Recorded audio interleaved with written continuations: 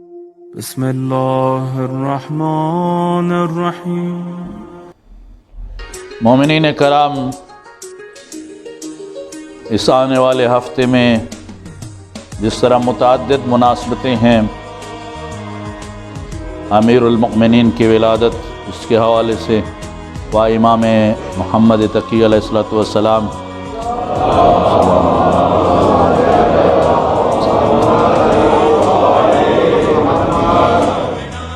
اور خاص طور پر ان عظیم ہستیوں کی تابعداری اور پیروکاری کے نتیجے میں امام راحل امام خمینی رضوان اللہ تعالی علیہ کا وہ انقلاب جو امیر المؤمنین و اہل بیت علیہ السلام کی اتباع اور پیروی میں برگزار ہوا، اس کی سالگرہ اور اس کی یاد بھی موجود ہے۔ یہ انقلاب اسلامی جو اسلام کی کفر کے اوپر فتح کا مبارک دن ہے، یہ انقلاب کہ جو اپنے زمانے کے کربلا کے پیروکاروں کی، اپنے زمانے کے یزیدیوں پر فتح کا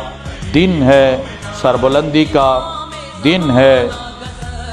یہ انقلاب کہ جو انقلاب اپنے زمانے کے فرعونوں کو نابود کرنے کے لیے حضرت موسیٰ کے پیروکاروں کی کامیابی اور کامرانی کا دن ہے۔ اس دن کو تمام امت اسلامی بالعموم و خاص طور پر مکتب تشیع کو یاد رکھنا چاہیے اور منانا چاہیے، اس لیے کہ یہ اس وارث، اس نائب کہ جو اپنے زمانے کے امام کا نائب ہے، اس نائب کا و اس کے ساتھ اسلام کے محافظین کا برگزار شدہ انقلاب ہونے کے ساتھ ساتھ اس کا دفاع کرنے والے بھی اپنے زمانے کے امام کے نائب ہیں، جو امام زمان عجل اللہ فرجہ الشریف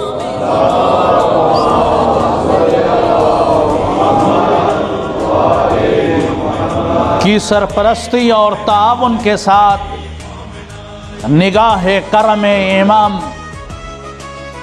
و رحمت پروردگار کے ذریعے اس کو محفوظ بھی کر رہے ہیں اور دن بدن اس سلسلے کو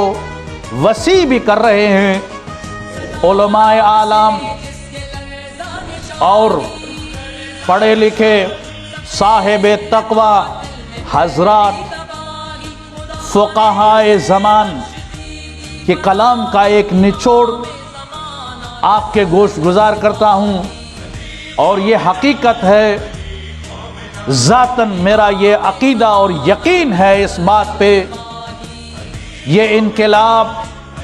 یہ اسلامی نظام، یہ امام زمان عجل اللہ فرجہ الشریف کی حکومت اور اقتدار کی بنیاد اور تمہید ہے، جس کی وسعتیں دن بدن بڑھتی چلی جا رہی ہیں۔ ایک زمان اور وقت ایسا آنے والا ہے جو بہت قریب ہے، اس نظام اسلامی کو سنبھالنے کے لیے کسی فقیہ اور کسی ولی فقیہ، کسی مرجع تقلید کا وجود ناکافی ہو جائے گا۔ جب نائب امام کے اس حکومت کو نہیں سنبھال سکے گا، اس وقت اللہ اس حکومت کے وارث کو ظاہر کر کے یہ حکومت اس وارث کے ہاتھ میں دے گا۔ یہ ایک عقیدہ ہے اور یہ یقین کے ساتھ میرا ذاتی عقیدہ ہے، جو علماء اعلام کو پڑھ کر اور علماء اعلام و اس زمانے کے صاحب تقوی حضرات کو دیکھا ہے، اس کے نتیجے میں جو کچھ ملا ہے کہ یہ وہ حقیقت ہے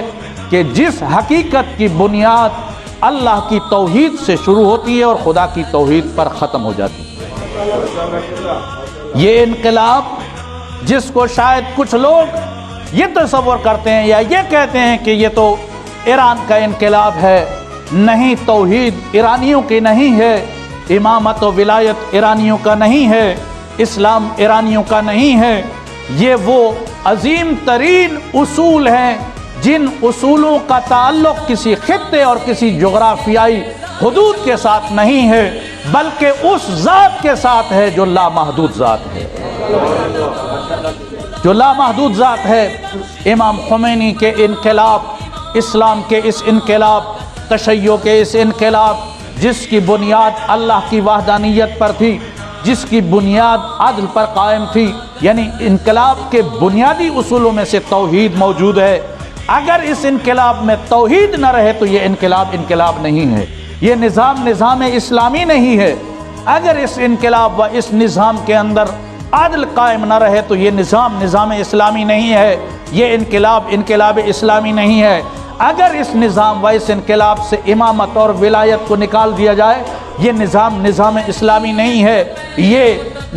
انقلاب اسلامی نہیں ہے۔ اور اگر اس انقلاب میں سے تکریم بشری کو، کرامت انسانی کو نکال دیا جائے تو یہ انقلاب اسلامی نہیں ہے، یہ نظام اسلامی نہیں ہے۔ اس انقلاب کے بنیادی ترین اصولوں میں سے اور غرض و غایات میں سے کیا ہے؟ توحید کے علم کو سر بلند رکھنا اور اس کے لیے جد و جہد اور صحیح کرنا، عدل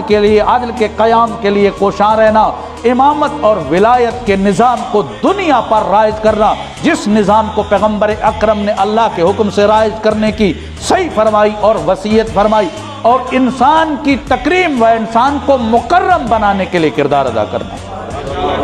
یہ انقلاب کے پیغاموں میں سے، انقلاب کے اصولوں میں سے، انقلاب کی بنیادوں میں سے ہے۔ اور اگر امام راحل کی زندگی کو مطالعہ کیا جائے، دیکھا جائے تو تمام تر پیروکاری علی ابن ابی طالب ان کے قدموں میں نظر آتی ہے۔ وہ کتنے عظیم انسان تھے جن نے بہت چھوٹی چھوٹی چیزوں کا خیال رکھا۔ ان کی زوجہ محترمہ کا ایک بیان ہے، وہ فرماتی ہیں کہ میری زندگی ان کے ساتھ گزری ہے، لیکن جب بھی وہ نماز شب کے لیے اٹھتے تھے، ایک چھوٹی سی چیز میں آپ کے گوش گزار کرتا ہوں، وہ نماز شب کے لیے اٹھتے تھے تو نماز شب کے لیے وہ جب وضو کرتے اور ٹوٹی کھولتے تھے، بمبا کھولتے تھے، تو اس کے نیچے ایک فوم کا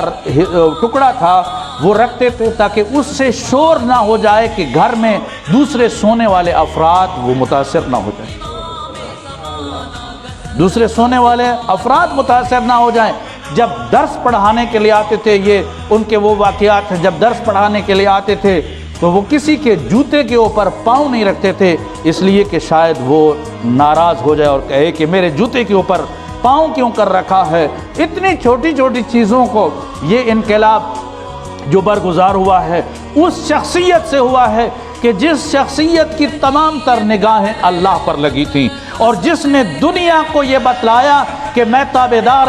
علی ابن ابی طالب ہوں، میں پیروکار حسین ابن علی ہوں، میں وہ شخصیت ہوں کہ جس کے رگ و پے میں اہل البیت کے پیروی بسی ہوئی ہے، اور میں یہ نعرہ بلند کرتا ہوں اس یقین کے ساتھ، جس یقین کے ساتھ میرے رہبر و ہادی علی ابن ابی طالب نے بلند کیا کہ اللہ کے علاوہ کوئی اور طاقت نہیں ہے جو دنیا پر حاکم ہے۔ نعرہ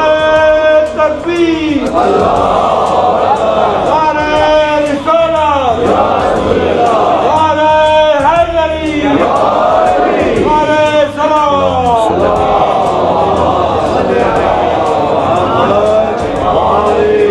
لہذا جوانان عزیز و مومنین ذی شرف و عزت، یہ میرا ایک پیغام اور ایک میری نصیحت ہے۔ اللہ کی اس عظیم سرزمین کے اوپر اللہ کا یہ عظیم نظام موجود ہے جو میری اور آپ کی آزمائش کا ذریعہ بھی ہے، ہماری کامیابی کا ضامن بھی ہے۔ اگر ہم نے اس کے ساتھ اپنے ربط کا اظہار کیا تو ہم اس نظام کے ساتھ کمال کی طرف جائیں گے، ہم سربلندی کی طرف جائیں گے۔ لیکن اگر ہم دنیا کی خاطر اس نظام سے رہ گئے، جیسے کہ کوفہ میں لوگ رہ گئے، مدینہ میں لوگ رہ گئے، مکہ میں لوگ رہ گئے، سرے راہ رہ گئے، کچھ ایسے بھی تھے جو امام حسین کے ساتھ سفر کر کے رہ گئے لیکن پھر بھی رہ گئے، اور کچھ ایسے بھی تھے جو امام سے دور تھے لیکن پھر بھی امام کے ساتھ تھے۔ ہمیں ان میں ہونا چاہیے کہ جو اس نظام کے ساتھ، ان میں ہونا چاہیے کہ جو یہ نعرہ بلند کرتے اور اپنے نعرے کے ساتھ طبتم وطابت الارض التي فيها دفنتم وفزتم فوزا عظیما فیا لیتنی کنتم، کاش میں ہوتا اس کربلا کو نہیں۔ کربلا آج بھی موجود ہے،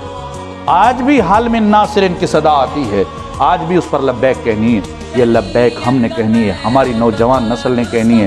آپ کو، آپ کے ذہنوں کو خراب نہ کیا جائے، دقت کے ساتھ سوچیں، غور کے ساتھ سوچیں، رات کی تاریکی میں تنہائی میں بیٹھ کر سوچیں آپ کو کون سا راستہ چاہیے، کس راستے پہ آپ کو چلنا چاہیے۔ وہ ظلم کا راستہ یا عادل کا راستہ چاہیے، توحید کا راستہ چاہیے یا شرک کا راستہ چاہیے، امامت و ولایت کی راہ چاہیے یا نہ تمہیں کوئی اور راہ چاہیے؟ اگر یہ راہ چاہیے تو پھر تمہارے لیے عظیم ترین نظام و وسیلہ یہ انقلاب اسلامی ہے، یہ انقلاب الہی ہے، یہ الہی نظام ہے جو تمہیں سر بلند کرے گا اور ہمیں فائدہ دے گا۔ ہمیں فائدہ آج بھی مل رہا ہے اور کل بھی ملے گا۔ انقلاب مادی فوائد کا نام نہیں ہے، انقلاب اخلاقی بلندیوں کو حاصل کرنے کا وسیلہ اور ذریعہ ہے۔ اگر کوئی اخلاقی طور پر انسانیت کی عظمت کو پانا چاہتا ہے تو وہ انقلاب اسلامی کے ساتھ متصل ہو۔ بسم اللہ الرحمن الرحیم قل هو